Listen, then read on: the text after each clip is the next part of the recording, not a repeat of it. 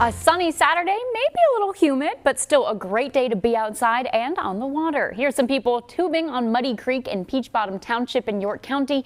But tonight, this could be a different story. Good evening. Thanks for joining us at 6. I'm McKenna Alexander. It's another night where we could be dealing with pop-up showers and thunderstorms all across the Susquehanna Valley. So yet again, let's get right over to meteorologist Ryan Argenti. Ryan, my gosh, it feels like I'm always talking about rain during these shows. I know. It's been a rinse and repeat pattern these last few days, just nonstop rain. Like we're seeing in some areas this evening, where we did see a couple of thunder showers with a couple downpours as well. So, and that's what we're going to be expecting as we go through the rest of this evening with a few of those thunderstorms. Getting into our Sunday, we are looking at more scattered showers and storms, and then getting into next week, more storms are on tap for Monday. Again, rinse and repeat action, but we do get a bit of a break as we get into the middle of the work week. Storm Team Live Radar Network showing some of those pop-up showers across the area. We do have a flash flood warning that is going into effect up until 6:15. It's in effect now, but it will expire at 6:15 as we get into the next 15 minutes here. A little bit of a cell over towards Shrewsbury as well.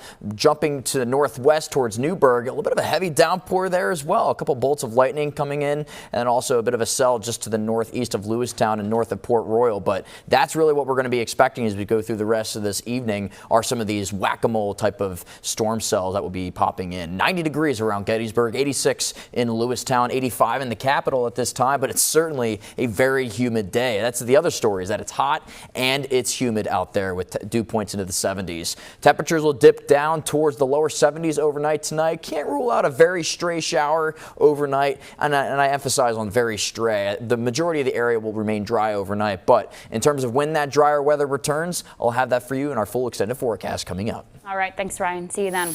Well, new at 6 tonight, a special delivery in Lancaster County. Just about an hour ago, 4 dogs and 10 cats landed at the airport from Texas, and right now they're making their way to the Humane Society of Harrisburg area.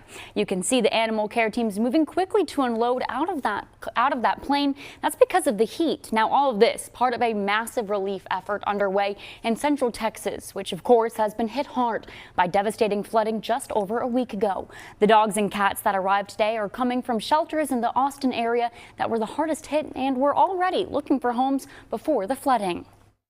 That there was suddenly so many, not only like loose animals because of the flooding, but also people that needed help with boarding their pets or looking for their lost pets. It just allows them the space in their kennels and the resources of their staff to go out and help their community. This was the second rescue flight in partnership with the Brandywine Valley SPCA. The first flight arrived yesterday in Delaware. Coming up tonight at 11, our own News 8's Taylor Hess will be at the Humane Society of Harrisburg area with more about today's special flight. And speaking of Texas, tonight rescue teams continue to search for those missing as the threat for more flooding returns this weekend. Right now, at least 129 people have died. Ivan Rodriguez is back in Kerrville, Texas, covering the tragic stories of loss and the tough questions being asked to officials about the emergency alert response. In Kerrville, Texas, mourners gathered to remember those who lost their lives in last week's catastrophic flooding. A community fractured by grief but not broken. Among the wreckage and destruction rise stories of survival, bravery, and healing. I have sympathy, of course, for all of the people here. It's a tragedy. This is Charles Hansen. He's 91. He says he's lucky he and his wife survived, but so many lost everything. The best thing I can do in respect for the people is to help clean up. More than 100 people have lost their lives and at least 150 are still missing. Scores of people at Camp Mystic, which sits next to the Guadalupe River, had to be rescued by the U.S. Coast Guard. I turn around and I give her a thumbs up and I look in her eyes and she looks back at me and she gives me a thumbs up back and musters a very scared but trying to be brave kind of smile. 27 campers and counselors died. The hardest thing I've ever had to do was not only listening to a small child that shouldn't have to know the horrors of a tragedy as this, but to thank us for something they really don't understand. Friday, President Donald Trump toured the damage in Kerrville.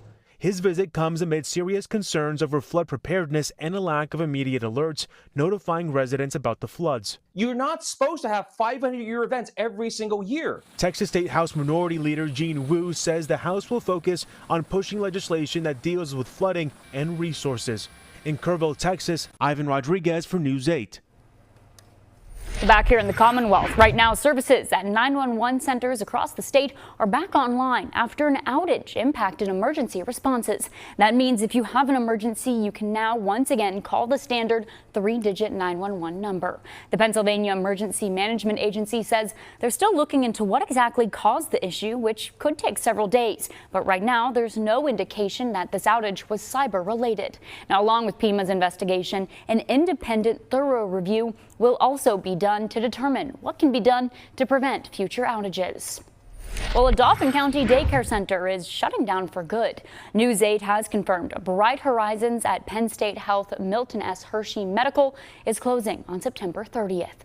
In a statement, Penn State Health writes, "We understand that the transition may be challenging for parents who now need to find new daycare services. Fortunately, there are several nearby options, including facilities adjacent to our Hershey campus.